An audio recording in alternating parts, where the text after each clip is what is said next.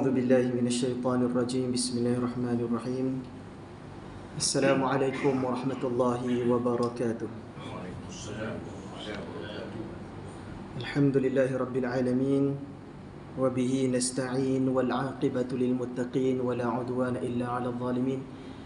أشهد أن لا إله إلا الله وحده لا شريك له وأشهد أن محمدا عبده ورسوله.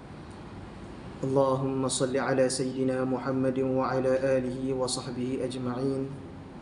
سبحانك لا علم لنا إلا ما علمتنا إنك أنت العليم الحكيم. ولا حول ولا قوة إلا بالله العلي العظيم. رب اشرح لي صدري ويسر لي أمري واحلل عقدة من لساني يفقهوا قولي. اللهم افتح علينا حكمتك وانشر علينا من خزائن رحمتك يا أرحم الراحمين. آمين آمين آمين يا رب العالمين.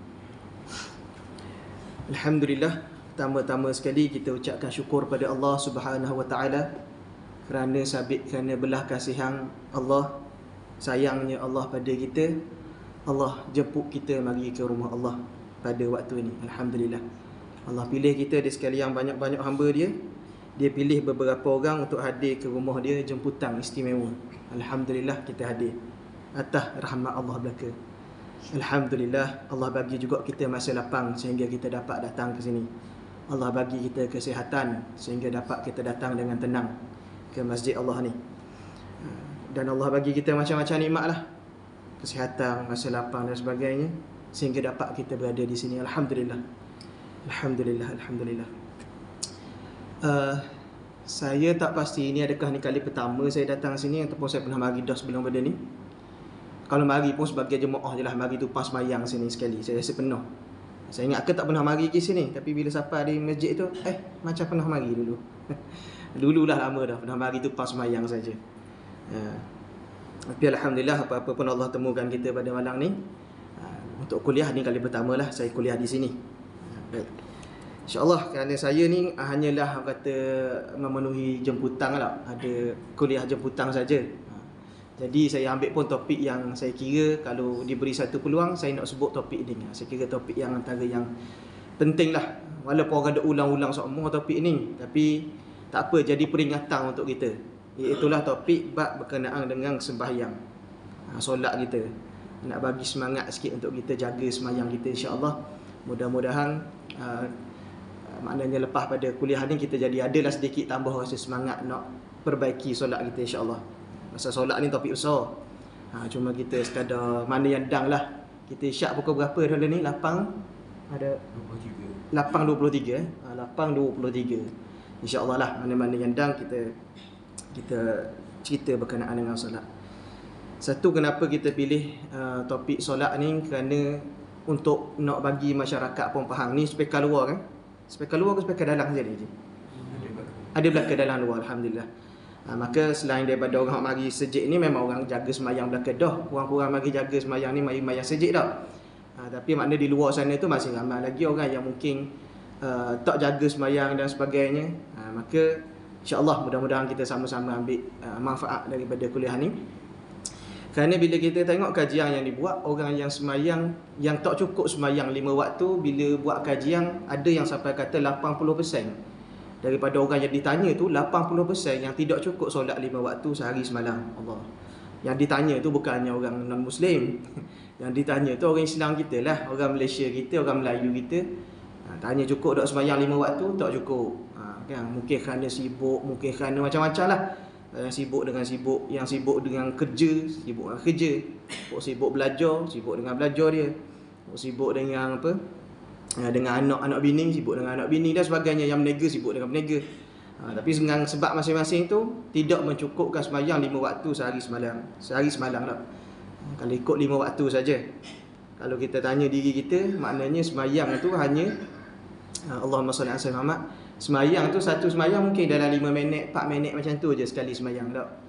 Tapi itu pun tak mampu kita nak bagi. Sedangkan sehari kita ada 24 jam. Semayang tak apa pun 25 minit, 24 minit macam tu tak. 24 minit lawan dengan 24 jam pun tak boleh lagi nak bagi. Sibuk benar kita ni. Sampai tara tu tak masyarakat kita. Jadi kita hari ni insya-Allah kita nak kemah balik bab semayang ni. Terutamanya semayang ni adalah ibadat yang pertama sekali Allah akan tanya kelak. Di akhirat kelak, yang akan ditanya mula-mula buat sembahyang dulu. Kata Nabi, baik sembahyang, baiklah amalan yang lain. Tapi kalau buruk sembahyang, buruk amalan lain pun habis rosak belaka. Tak. Pasal ada orang dia kata, tak apalah, dia tak sembahyang pun, tapi dia bab ngaji-ngaji orang dia baik. Dengan orang kat jabat dia baik. Dengan orang kampung dia baik. Ataupun dia ni banyak sedekah, dia banyak harta, wakaf dan sebagainya. Tak, banyak benda-benda amalan baik yang dia buat. Alhamdulillah, teruskan buat benda-benda yang baik itu. Bukan kata kena berhenti. Buatlah benda-benda baik. Sedekahnya buat, zakatnya buat, tolong orang miskinnya buat baik dengan jiran, buat baik dengan mak ayah, tu semua benda baik dapat pahala belaka. Tapi dalam buat ibadat ni kita faham dia ada hierarki dia, ada prioriti dia. Sebab kita buat ibadat ni untuk Allah. Kita persembahkan ibadat kita untuk Allah. Nak beribadat kena ikut cara Allah nak kita ibadat macam mana. Dan Allah sebut benda yang pertama melalui lisan Nabi, Allah sebut yang pertama sekali dihisab adalah solat. Maka itu yang utama sekali, yang kita kena dahulukan lebih daripada ibadat-ibadat lain. Maka sia-sialah orang kalau dia bab lain dia jaga, buat baik dengan semua orang dan sebagainya, tapi sembahyang tunggu dululah. Sembahyang nanti tua-tua sikit lah baru buat. Sembahyang nantilah tunggu geda-geda sikit, urusan sesat apa semua baru sembahyang, nak sembahyang mula. Rugi sangat-sangat. Sebab kita duk buat benda-benda yang tak penting, kurang pentingnya, dan kita meninggalkan satu benda yang sangat-sangat penting. Tak? Ibarat orang nak pergi travel, packing barang penuh beg. Luggage dia, packing barang penuh beg semua, tak? Bawa belaka. Ada belaka, tuala ni bawa baju comel, baju casual, baju macam-macam dia bawa belaka dalam tu. Penuh beg, 2-3 beg. Naik flight. Tapi siapa-siapa kat airport kononnya nak pergi luar negara. Siapa-siapa kat airport pasport tak bawa. Padahal pasport utama sekali. Tak bawa beg buat apa? Pasport tu betul biar lepas dulu. Kalau tak bawa pasport yang kena ambil lagi lah. Tak lepas nak pergi travel luar negara. Begitulah ibaratnya kita nanti. Bila bab lain jaga belaka, semayang tak lepas, tak ada pasport tak lepas. Kok dulu-dulu sekali yang diminta oleh Allah Taala. Sahabat Nabi satu hari tanya Nabi Muhammad sallallahu alaihi wasallam. Sahabat Nabi yang bernama Ibnu Mas'ud radhiyallahu anhu. Ibnu Mas'ud satu hari ditanya Nabi, "Wahai Rasulullah, ya Rasulullah, ayu a'mal ahabbu ila Allah?" Banyak-banyak amalan mana yang paling Allah suka? Hadis ni kita biasa dengar kan? Tapi hebat soalan ni kalau kita fikir-fikir balik. Sebab kita ada banyak amalan dalam Islam ni, macam-macam benda kita boleh buat. Kita boleh menuntut ilmu, hebat juga amalan tu tak?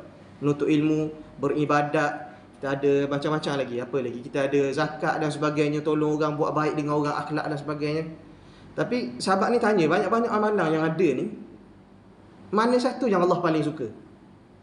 Hebat soalan ni. Nampak simple je tapi hebat. Kerana pertanyaan Ibnu Mas'ud ni, kita hari ni boleh tahu amalan apa yang paling Allah suka. Apa kata Nabi Muhammad sallallahu alaihi wasallam? Amalan yang paling disukai oleh Allah Subhanahu Wa Taala adalah as-salatu ala waqtiha. Solat di awal waktu dia. Hak tu mula-mula sekali yang Allah nak tengok dulu, Allah suka sangat tu. Semayang di awal waktu dia. Semayang mana kata? Di awal waktu. Yang kedua, thumma ay, kata Ibnu Mas'ud tak puas hati lagi nak tahu waktu nombor pertama, ranking nombor 2 apa benda? Ranking nombor 2 adalah birrul walidain. Buat baik kepada mak ayah. Jatuh nombor 2. Hebat. Kalau kita tak mikir ranking ni mana nombor 1, mana nombor 2. Tapi tengok, kemudian thumma ay tanya lagi nombor 3 lepas pada birrul walidain apa? Nabi jawab, al-jihadu fi sabilillah. Jihad di jalan Allah, perang di jalan Allah, jatuh ranking ke nombor 3. Kalau ikut logik fikiran manusia lah, jihad patut duduk nombor 1 lah. Pasal jihad tu akhir sekali dah. Kita mempertahankan, kita bagi nyawa kita untuk berperang di jalan Allah. Tak apa dok jihad duduk nombor 1. Tak apa solat duduk nombor 1. Kalau ranking manusia, logik manusia letak jihad nombor 1.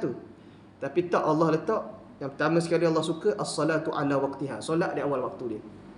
Itu yang akan membentuk hubungan kita dengan Allah. Kalau tengok susunan dia comel. Yang nombor pertama ni adalah menjaga hubungan dengan Allah. Dia panggil kalau bahasa putih kau vertikal. Hubungan vertikal. Dia ada dua kan? Hubungan vertikal ni ke atas menegak, yakni dengan Allah. Satu lagi dipanggil horizontal, sesama manusia, sesama makhluk ni. Yang vertikal ni dengan Allah, tak ada benda lain dah yang boleh jaga hubungan kita dengan Allah lebih daripada solat. Lebih daripada solat. Solatlah hubungan kita dengan Allah. Bahkan perkataan solat tu Kalau ikut daripada bahasa Arab, dia mari daripada perkataan silah. Silah tu maksud dia apa? Silah tu connection. Connection, boleh faham? Connection. Hubungan. Kalau kita ada internet, kita tak buka wifi kita. Kita tak buka mobile data kita. Kita pun tengah pergi kat Google, mana tak boleh connect internet ni? Mana tak boleh pasang internet ni? Kita pun frust seorang diri. Nak tengok YouTube tak boleh, mana tak keluar video ni? Nak tengok YouTube, nak dengar ceramah sebagai contohnya. Nak tengok Facebook live, ceramah di Merbah Patah contohnya. Masjid Merbah Patah kita. Tak boleh. Rupa-rupanya kita tak ingat nak buka wifi kita. Tak ingat nak buka mobile data. Begitulah orang yang memutuskan hubungan dengan Allah dengan tidak solat. Bila mana dia sendiri yang tutup wifi dia tutup, mobile data dia tutup. Maksud solat dia tak jaga solat. Lepas tu dia pelik seorang, mana ya doa tak Allah tak mabur ni? Mana masalah dia tak pernah rasa sesesar ni? Hati terasa hati tak terang semua. Ada semua masalah. Padahal dia lupa dia sendiri yang tutup connection dia dengan Allah. Dia sendiri yang tutup ruang untuk dia berhubung dengan Allah melalui solat. Sebab tu solat hubungan dengan Allah, solat. Yang kedua, birrul walidain. Kenapa birrul walidain duduk nombor 2? Apa tak letak banyak lagi amalan lain? Nombor 2 ni dia lebih pada horizontal, hubungan kita secara horizontal, secara sesama makhluk. Bila kata sesama makhluk ni, kita boleh buat baik pada jiran kita buat baik pada orang tempat kerja kita, buat baik pada alam sekitar, buat baik pada binatang. Ni semua makhluk kan. Tapi banyak-banyak perbuatan baik sesama makhluk, mana yang paling afdal? Satu, sesama manusia. Okey, sesama manusia yang mana paling afdal? Mak ayah kita sendiri. Buatlah baik tengah mana kau orang kampung pun, buat baik kau orang jabat sekali pun, tapi dengan mak ayah kita cakap celupa. Contoh tak? Nauzubillah min dzalik. Dengan mak ayah kita buat sakit hati dia semua. Biadab semua. Makna tak ada nilai kita buat baik pada orang, tapi dengan mak ayah sendiri kita tak erti nak hormat, nak bahagiakan mak ayah kita. Sebab tu Nabi letak nombor 2, birrul walidain, buat baik pada mak ayah sendiri. Hak tu paling basic sekali. Mu boleh buat baik pada mak ayah, insya-Allah mu boleh buat baik pada orang lain. Tapi kalau mu buat baik pada orang lain dengan mak ayah tak buat baik, itu hipokrit namanya. Hanya nak puji yang orang je, orang kata mu ni baik, mu ni juru apa semua tak. Dengan mak ayah ni cakap kurang ajar. Sebagai contoh tak. Nauzubillah min zalik. Sebab tu duduk nombor 2. Yang ketiga baru jihad. Comel hubungan ke atas, comel hubungan sesama manusia, barulah pergi berjihad. Barulah jihad tu jadi. Pasal orang kalau tak jaga hubungan dengan Allah, tak jaga hubungan dengan manusia, tiba-tiba nak pergi berjihad, boleh jadi jihad dia tidak diterima oleh Allah Ta'ala. Boleh jadi. Ada dalam satu hadis sahih, dicerita tentang apa yang akan berlaku akan datang. Ini mukjizat Nabi kan, Nabi boleh cerita benda yang berlaku akan datang. Nabi cerita pada hari akhirat kelak, ada orang, kita semua akan berkumpul di padang mahsyar kan. Kita kumpul di padang mahsyar dan kita menunggu hari perhitungan. Kita tunggu untuk dihisap. Setiap daripada kita ni, setiap orang lah, seorang. Setiap kali kita semua akan ada. Baik yang ada dalam masjid ni ataupun ada kat luar ke, duduk negara mana, duduk di zaman mana pun, semua akan kumpul satu tempat. Nama tempat tu padang mahsyar. Di padang mahsyar boleh bayang, kita ada di sana, kita duduk menunggu waktu perhitungan. Dan Nabi sebut, orang pertama yang akan dihitung adalah orang yang mati syahid berperang di jalan Allah. Orang pertama naik. Maka ada di antara orang-orang yang dengar ni kenal. Dia kata, hebat orang ni. Dia orang mati syahid ni dulu ni. Kenal dia zaman hidup zaman aku ni. Tak perang. Mati syahid ni. Orang duk kata dia hebat belaka. Dia pun lelaki ni dipanggil. Kemudian Allah bentangkan kepada lelaki ni semua nikmat yang lelaki ni dapat zaman hidup dia. Maknanya mungkin dari segi tubuh badan yang tegak, pandai pula seni mempertahankan diri, main pedang, menunggang kuda dan sebagainya. Semualah kesihatan badan dan sebagainya, harta apa semua, nama yang baik. Allah betangkan semua nikmat ni. Allah tanya, betul tak mu dapat semua ni? Lelaki ni kata, ya betul, aku dapat semua nikmat-nikmat ni. Kemudian Allah tanya, apa yang kamu buat dengan nikmat-nikmat yang aku bagi pada kamu? Kita tengah mendengar ni, kita ada di kalangan penonton ni, dengar.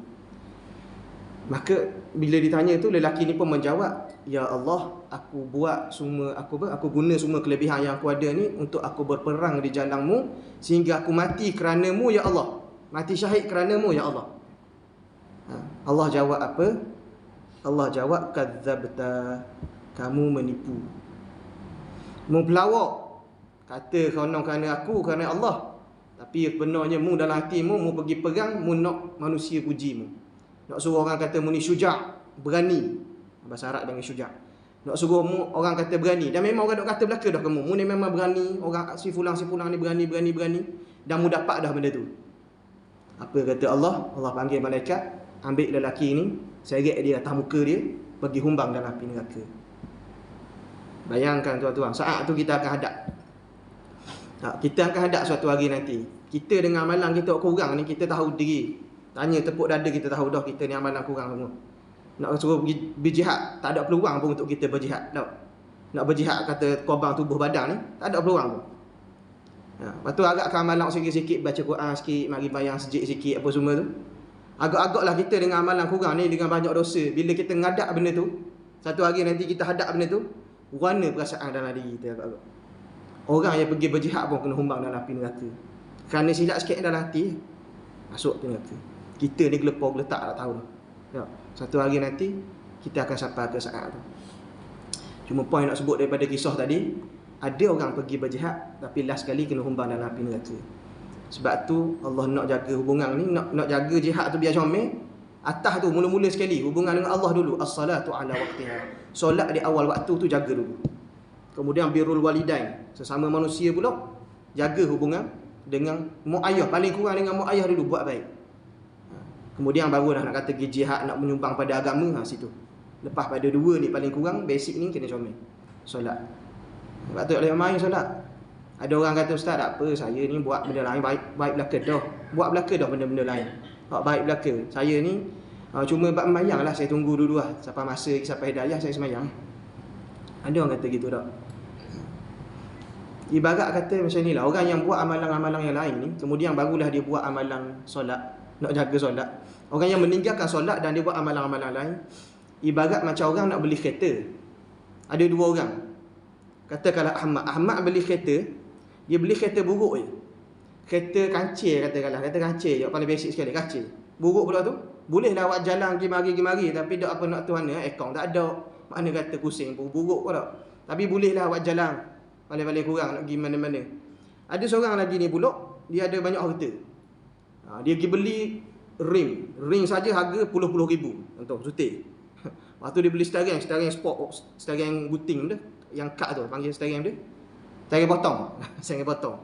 Lepas tu dia beli pula leather seat dan sebagainya, benda mahal saja. Tapi kereta tak beli. Dia beli aksesori saja. Aksesori saja habis berjuta ringgit, contoh. Last sekali hok boleh bawa kereta, boleh jalan hok mana sih? Ahmad yang ada kereta kacil ke, ataupun yang kedua ni taklah nama Abu yang beli aksesori kereta ni. Hok boleh jalan hok mana? Ahmad juga. Walaupun amalan dia tak banyak mana. Maknanya kereta dia tak tu mana, kereta kacil je. Habis berapa mungkin RM1,000 kereta kacil lah ni. Tak. Tapi dia boleh jalan. Begitulah ibaratnya orang yang ibadat lain bukan main, banyak buat benda lain, sedekahnya, wakafnya bukan lain. Tapi sembahyang tak jaga, Allah rugi sangat. Tak lepas dulu lagi. Dia cara ke aksesori tepi-tepi ni. Benda-benda yang kurang penting dan meninggalkan benda yang lebih penting. Kerana itu, kalau orang faham, dia akan jaga bab sembahyang. Sembahyang ni kena jaga. Tak. Ada orang kata, kenapa tak sembahyang? Apa sampai agak tak sembahyang? Dia bagi alasan, dia kata kita sibuk sat. Sibuk sekarang, kerja banyak, musim-musim ni meeting lah ataupun musim bisnes tengah racak ni. Tak ada, tunggu reda-reda sikit baru kita sembahyang. Mentaliti kita ni, mentaliti sembahyang ibadat hanya ketika waktu lapang. Ada waktu lapang baru sembahyang. Tak ada waktu lapang tak sembahyang lah. Tak ibadat lah kita. Ni mentaliti orang salah lah. Salah sangat-sangat. Sedangkan kita sembahyang ni ikut kehendak Allah. Allah nak kita sembahyang, kita sembahyang. Allah nak kita sembahyang awal waktu, kita sembahyang awal waktu. Tak. Bukannya tunggu waktu kita free baru nak buat. Kadang-kadang kita tanya balik soalan pada dia. Kita sibuk-sibuk ni, kerja yang kita dapat ni siapa yang bagi? Yang bagi rezeki pada kita, sibuk-sibuk boleh kerja, kita ada mata, boleh tengok laptop, boleh ngadak klien kita, ada kaki, boleh jalan, boleh naik kereta dan sebagainya, tangan boleh buat kerja, boleh menaik. Siapa yang bagi semua tu? Kesihatan tubuh badan, siapa yang bagi? Gaji kita, hakikatnya gaji, rezeki, duit kita dapat tu pun siapa yang bagi hakikatnya? Allah Ta'ala semua bagi dah. Tapi teramak pula kita, dah dapat benda, dah lah bagi Allah bagi saja, dah bagi belaka. Tak minta bayar pun. Bagi, boleh pula kita guna alasan kerana kita banyak sangat dapat nikmat ni, siapa dak lagat dak mayang. Kita guna alasan tu pula, Allahu Rabbi. Ada orang kata saya dak mayang pun hati saya baik Ustaz. Kata ya. Ada yang biasa kata gitu kan. Ataupun biasa orang kata saya dak akan tudung pun tapi hati saya baik. Dak akan tudung. Ataupun apa-apalah alasan dia kata dia tak buat benda tu tapi hati dia baik. Tak mayang, tak pakai tudung, tak buat syariat tapi hati baik. Dalam Quran, dalam hadis, mana-mana pun tak ada cerita yang orang yang hati baik, orang yang hati dah baik boleh tinggal sembahyang. Ada? Tak ada hadis yang cerita hati dah cukup baik tak payah sembahyang. Mana ada? Dalam Quran, dalam hadis ada cerita benda tu. Kita yang buat-buat alasan. Bahkan kalau kita tengok orang yang paling baik hati dia siapa? Nabi Muhammad sallallahu alaihi wasallam. Ada orang manusia yang paling baik hati kali, paling jernih sekali hati dia, Nabi Muhammad sallallahu alaihi wasallam. Kita tengok Nabi sembahyang macam mana. Nabi sembahyang wajib tak kira lah, memang sembahyang berjemaah jadi imam. Yang sembahyang sunat ni sembahyang malam. Siapa bekok kaki-kaki, tumit-tumit bekok sembahyang. Sehingga kan Sayyidatina Aisyah tanya pada Nabi, tengok Nabi bekok kaki-kaki sembahyang. Wahai suami aku, wahai Rasulullah, kenapa kamu sembahyang sampai bekok kaki-kaki gini? Sedangkan kamu dah tahu dah yang Allah telah ampunkan dosa kamu. Allah dah ampunkan dosa kamu yang lepas, Allah dah ampunkan dosa kamu yang akan datang sekalipun. Pasal Nabi kan maksum. Apa bagi mayang gini semua? Dan Nabi sebut, afala akuna abdan syakura. Salah ke aku nak jadi hamba yang bersyukur? Allah Rabbi. Itu jawapan Nabi. Itu orang paling baik sekali hati, itulah paling banyak kali sembahyang. Kita duk berasa hati kita mulia dah sikit, kita rasa boleh tinggal sembahyang. Allah, jauhnya atas kita ni pada jalan hidayah Allah. Mudah-mudahan Allah buka hati kita. Kalau hari ni kita sedar, Allah aku ni banyak dah tinggal ni, kena qada balik ni semua ni. Tak kena taubat ni, kena taubat cepat-cepat. Masa-masa tak lama. Dunia ni ibarat, kata cerdik pandai, ibarat jambatan. Dunia ni ibarat jambatan. Kita hanya mari nitah jambatan aja. Daripada alam ruh, alam rahim tu, kita duduk di sebelah bingkai jambatan tu, kita pun masuk alam dunia ni lahir, bebo nak nitah tiang aja, nitah jambatan aja. Kemudian sampailah ke tempat destinasi sebenar kita nak pergi. Dunia ni ibarat jambatan tu. Kata cerdik pandai, tak ada orang yang bina rumah atas jambatan. Kira aja nampak orang buat rumah atas jambatan. Ginukang, nitah-nitah atas jambatan ginukur pula. Bawa papang, bawa rumah atas jalan. Tak ada orang buat kerja gitu. Tapi itulah manusia ni, dia berasa hidup sini lama. Dia pulung, bukan main dia pulung dunia. Nak duk cari dunia. Padahal tempat nak nitah je dunia ni. Nak bawa bekal pergi sana. Jadi dunia tu Nabi Allah sebut tu, alhaakumut takatsur. Kamu telah dikaburkan mata, kamu telah keliru, kamu telah ditipu dengan at-takatsur. Nak banyakkan harta, banyakkan anak bini, banyakkan apa perniagaan dan sebagainya. Kamu jadi kelabu mata dah. Padahal tempat ni tempat sekejap kita mari nitah je. Allahumma salli alaihi wasallam. Kerana tu jaga sembahyang kena jaga betul-betul. Terutamanya kalau kita ni lelaki lah, untuk lelaki kita boleh jaga sembahyang, saya kira mari masjid ni okey, alhamdulillah, mari jaga sembahyang, alhamdulillah. Dan kita boleh kuatkan kita untuk mari sembahyang berjemaah, lelaki berjemaah. Pasal mazhab kita hukum berjemaah. Apa hukum solat berjemaah dalam mazhab Syafi'i kita? Fardu kifayah, fardu kifayah. Dan fardu kifayah, ramai orang bila dengar fardu kifayah, tak apalah, maknanya orang lain buat, kita lepas cukup orang lain buat. Dia tak tengok perkataan fardu depan tu, wajib. Dia tengok perkataan kifayah belakang tu, tak apa, biar orang lain buat, kita tak payah buat. Padahal pahala berlambak ada dalam mari sembahyang berjemaah ni. Kalaulah kita boleh nampak pahala sembahyang berjemaah, mari sembahyang berjemaah, sembahyang kat rumah, masuk boleh RM1,000 sembahyang kat rumah, contoh. Mari sembahyang masjid pun masuk RM27,000 sekali mari. Contoh. Masuk CIMB Klik kita. Contoh aja dah. Ataupun Maybank, MAE dan sebagainya. Kalau masuk lalu, pasti kita akan duduk sejid. Tak keluar-keluar dah, duduk sejid je. Tak. Kalau nampak. Cuma Allah buat misteri, tak nampak. Tak nampak pahala dapat banyak mana mari sembahyang masjid. Cuma kita boleh bagi gambaran. Solat, kata Nabi, solat dua waktu, solat 2 rakaat sebelum subuh, solat sunat 2 rakaat sebelum subuh lebih baik daripada dunia dan segala isi dia. Dia bayang. Solat sunat kita mari sejik ni, mari solat sunat 2 rakaat sebelum subuh. Bukan solat subuh tu lagi, solat sunat yang 2 rakaat sebelum subuh. Itu pun lebih baik daripada dunia dan segala isi dia. Ya. Dunia dan segala isi dia. Berapa harga dunia ni?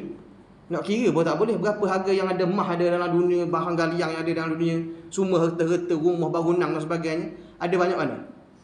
Hak tu nak banding dengan 2 rakaat solat sunat sebelum subuh pun tak boleh nak lawan dah dunia. Kalau habis dah. Kita kadang-kadang sebab meeting je.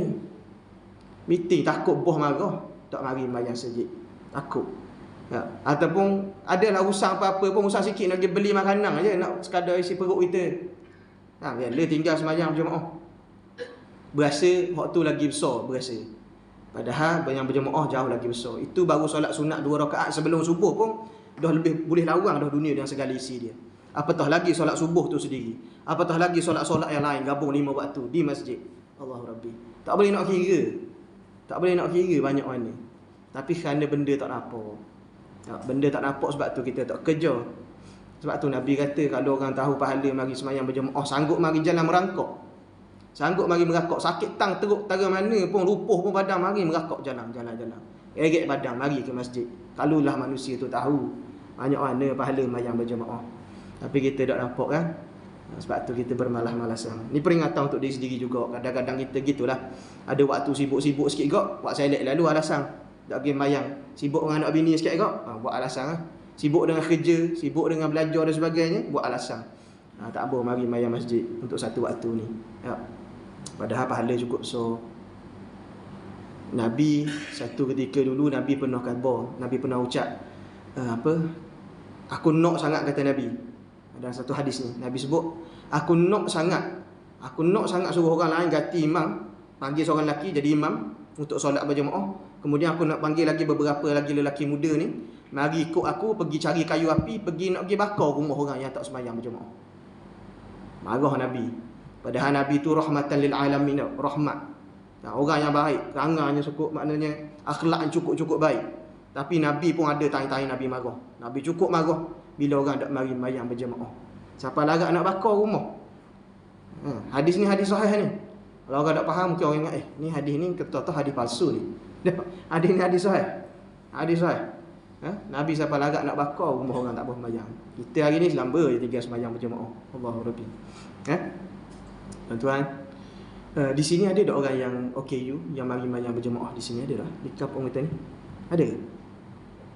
Tak ada Ada juga Sebenarnya saya nak cerita ni pasal orang OKU juga. Di tempat saya, di kampung saya, adik-adik mana tu, ada, bukan di situ saja, di tempat lain pun, tempat saya mengajar pun sama. Ada orang dia buta. Dia buta tuan-tuan, dia mari dengan tokat dia mari bayar masjid. Rumah dia birai jalan, seberang jalan. Dia kena litah jalan untuk pergi ke masjid. Bawa tokat dia keteh masuk masjid, cari soft tu dengan kaki tuan-tuan. Sebab kaki ni ada setengah soft tu, time dia berlipat kapet tu berlipatkan, dia gabung dua tu, ada berasa timbul sikit kan. Itulah dia cari soft dia nak tahu kiblat belah mana. Gagal tak. Mari bayar masjid dengan tokat tuan-tuan. Mata tak ada, mata makna kata ditarik penglihatan oleh Allah, tapi boleh temu jalan jumpa masjid. Mata yang buta boleh temu jalan cari masjid. Kita mata yang celak, buat apa tak jumpa jalan cari masjid. Allah, tu kita rasa malu sangat. Orang buta kadang-kadang dicari bira-bira tu tepi-tepi tembok, dia cari dak tepi jalan, beraba-raba kereta.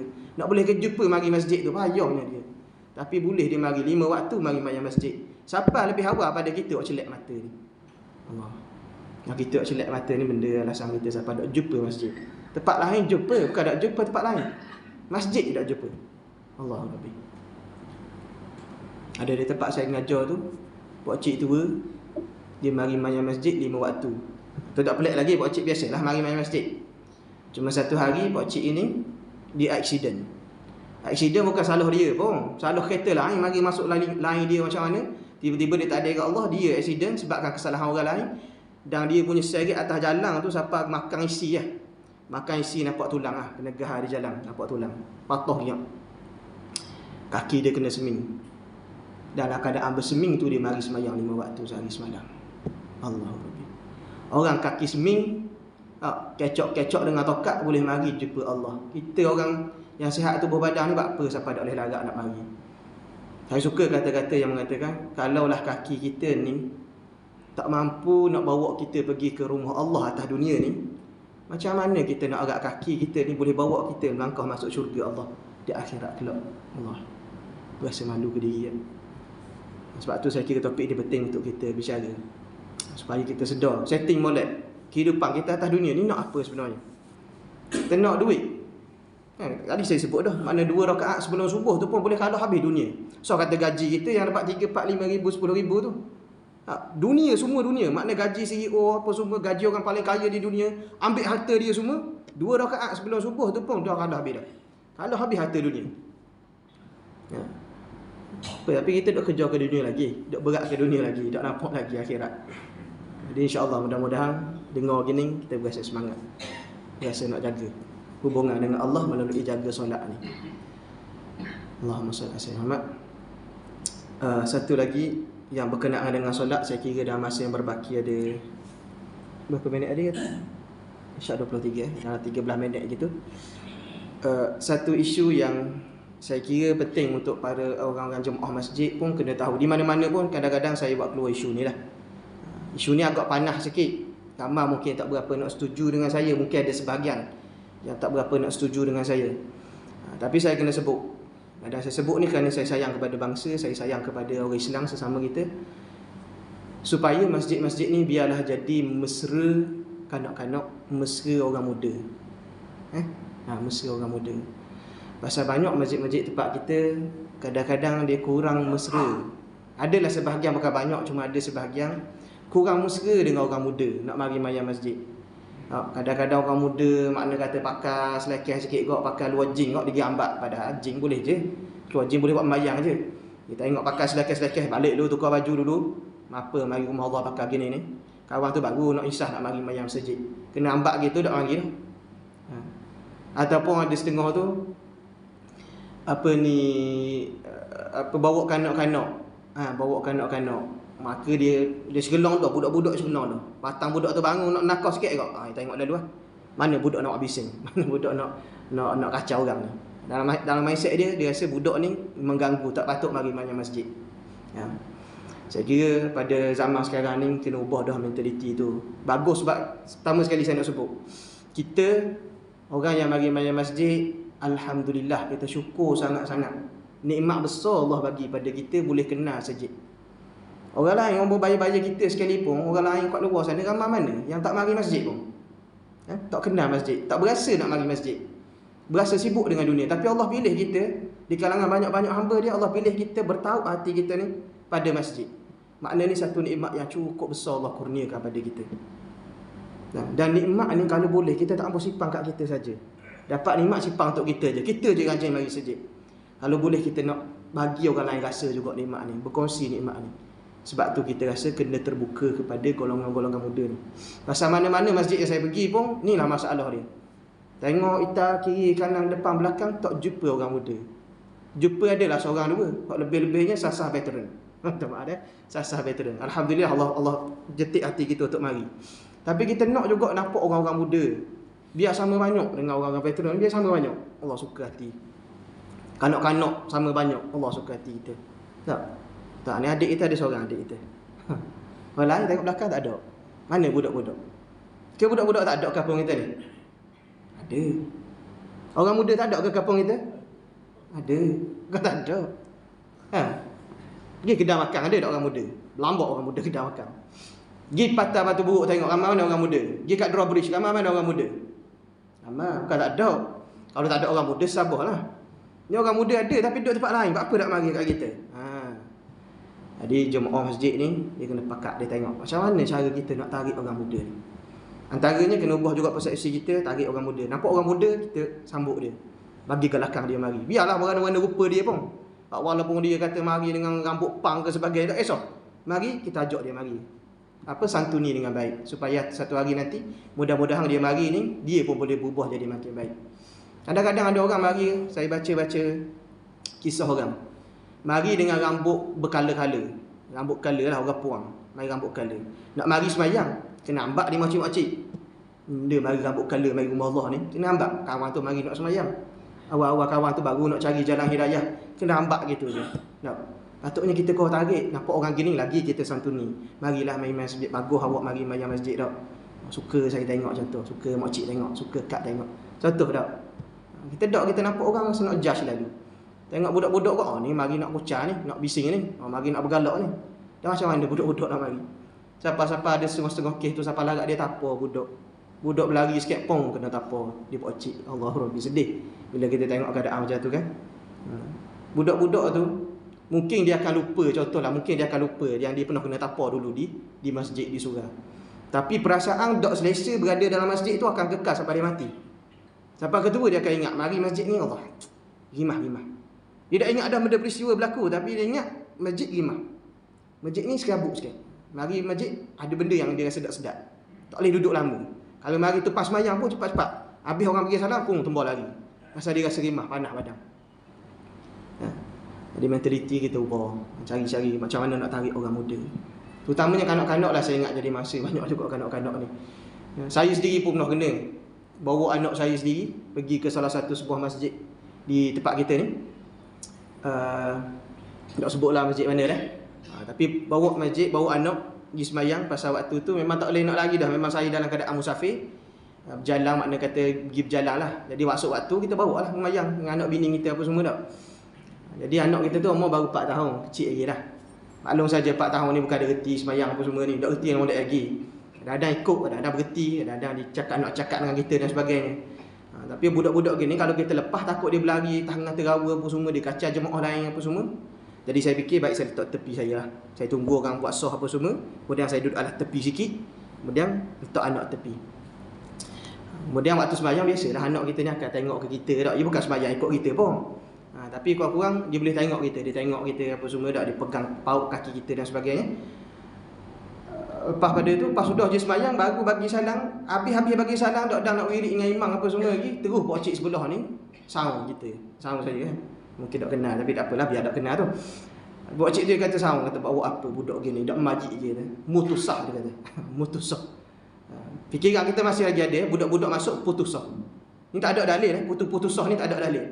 Tak ada dalil yang kata budak-budak masuk celah putusah. Ada. Tak ada dalil yang sahih. Tapi kita mikir gitu lagi. Budak-budak masuk, buat kacau ni kalau masuk ni, tengah soh kita ni. Walaupun sebaiknya budak dia ada soh di belakang dia tak. Tapi tengok keadaan lah, budak kecil macam tu nak lepas kat soh belakang. Dia pergi lari, dia gaung, dia pergi kacau, pergi muslimat lain ke apa semua. Kau payah pula. Baik letak sebelah kita. Tapi nak kata tak faham, terus bagi salang tu maknanya tengah semayang tu dia simpan dah rasa marah ni. Aku nak saung ni, faham. Faham salang tak ada wirid, tak ada apa, saung dulu kita. Dia kata macam ni. Mentaliti kita masih lagi tahap. Ada lagi orang yang bertahap macam tu tak.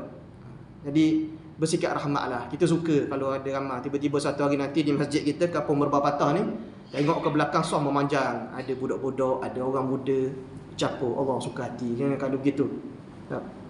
Pasal kita tak ambuh, kita hidup dalam hidayah ni, dapat rahmat boleh mari mayang masjid ni, duduk kat zaman kita je.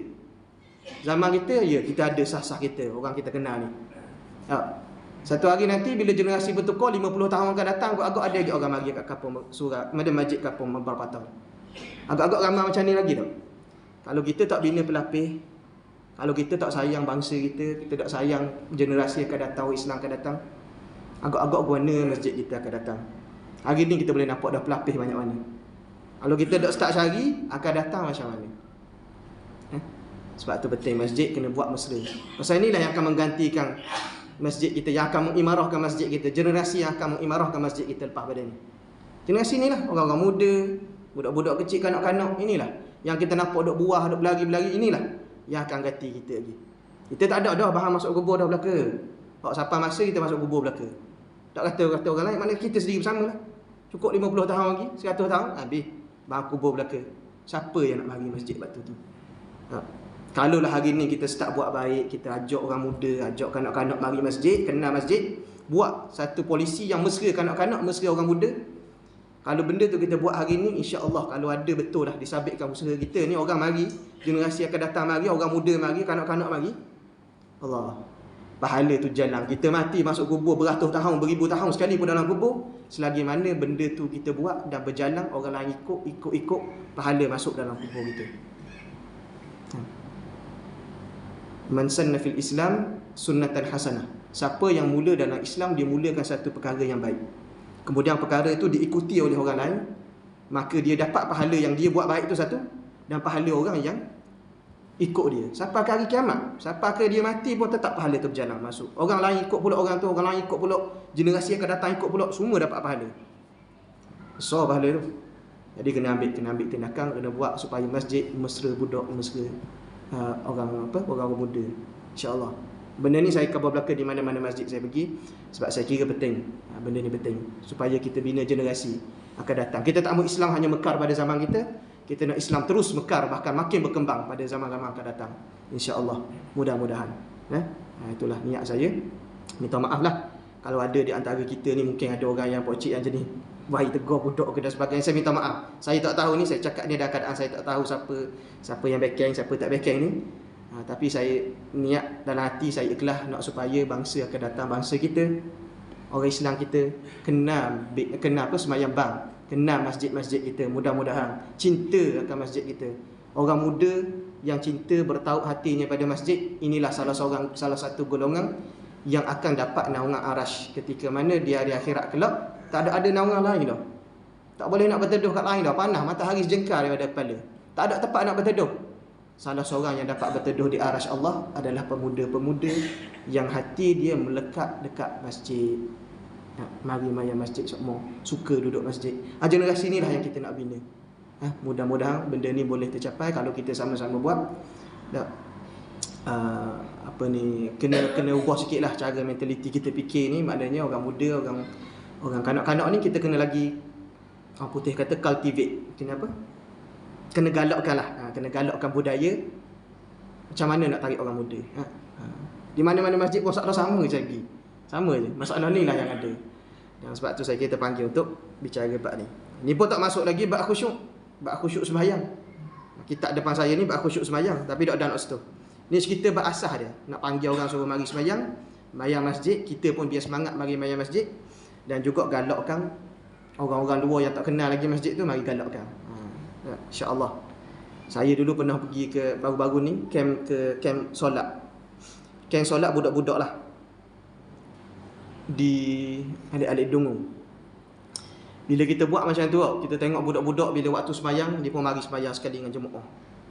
Penuh budak-budak. Allahu Rabbi, rasa suka, seronok hati rasa. Saya duk bayang kalulah beginilah keadaan di mana-mana masjid di tiap-tiap waktu. Macam inilah keadaan dia, ramai budak-budak, ramai orang muda. Allah suka hati sungguh. Kita tengok tu rasa sayu je. Sebab benda tu tak biasa kita nampak. Biasa kita nampak mari-mari orang tua saja duk ada dalam asar. Betul tak? Bila kita tengok tu Allah, pemandangan tu saya kira Allah. Tu saya rasa niat tu saya kena sebut benda-benda ni. Supaya ada inisiatif masjid-masjid, ada inisiatif untuk cari orang-orang muda ni macam mana. Ada cara. InsyaAllah. Boleh mula dengan cari AJK muda ke. Cari AJK masjid, cari orang muda. Orang muda mungkin dia tahu cara nak tarik orang muda dah. Macam mana. Bolehlah buatlah kat mana-mana tu. Bolehlah ikut kreativiti masing-masing. Tapi kena ada niat untuk buat benda tu. InsyaAllah dah. Sekali lagi, kalau ada benda yang saya sebut ni menyentuh hati, berasa hati apa semua tu, saya minta maaf banyak. Bukan itu tujuan saya. Tujuan saya nak suruh orang kenal masjid. Yang kita biar dekat dengan Allah, itu je. Dengan itu kita sama-sama tutup dengan doa sikit insya-Allah. A'udzu billahi minasyaitonir rajim. Bismillahirrahmanirrahim. Alhamdulillahirabbil alamin. Assalatu wassalamu ala asyrafil anbiya'i wal mursalin wa ala alihi wa sahbihi ajma'in. Ya Allah, ya Tuhan kami, Kau jadikanlah masa yang kami gunakan ini ya Allah, masa yang kami gunakan sebentar tadi ya Allah, antara masa-masa yang Engkau redai dalam kehidupan kami, hidup dan mati kami ya Allah. Ya Allah, ya Tuhan kami, jadikanlah ilmu yang kami dapat pada malam ini ilmu yang bagi manfaat untuk dunia dan akhirat kami ya Allah. Ya Allah, ya Tuhan kami, jadikanlah kami di antara orang-orang yang cinta kepada masjid, cinta kepada rumah-rumah-Mu ya Allah. Ya Allah, jadikanlah kami di antara orang yang menjaga solat kami ya Allah. Solat di awal waktu, solat di masjid ya Allah. Ya Allah, ya Tuhan kami, kurniakanlah kami rasa khusyuk dalam solat kami, rasa lazat dalam solat kami ya Allah. Ya Allah, ya Tuhan kami, ampunilah segala kekurangan kami selama ni, ya Allah. Terutamanya kekurangan kami dalam ibadat kami, ya Allah. Kami tidak memberikan hak yang sepatutnya kami beri padamu, ya Allah. Ya Allah, ya Tuhan kami, bimbinglah kami sehingga di akhir hayat kami, ya Allah. Kau bimbinglah kami agar terus berada di atas jalan ketaatan kepadamu, jalan agamamu, ya Allah. Jauhilah kami daripada jalan-jalan yang menyimpang daripada jalan yang engkau redai, ya Allah. ربنا ظلمنا أنفسنا وإن لم تغفر لنا وترحمنا لنكونن من الخاسرين ربنا آتنا في الدنيا حسنة وفي الآخرة حسنة وقنا عذاب النار وصلى الله على سيدنا محمد وعلى آله وصحبه وبارك وسلم والحمد لله رب العالمين. تقبل الله منكم. Sekian saja yang itu saya sudahi dengan wabillahi taufiq wal hidayah. Wassalamualaikum warahmatullahi wabarakatuh.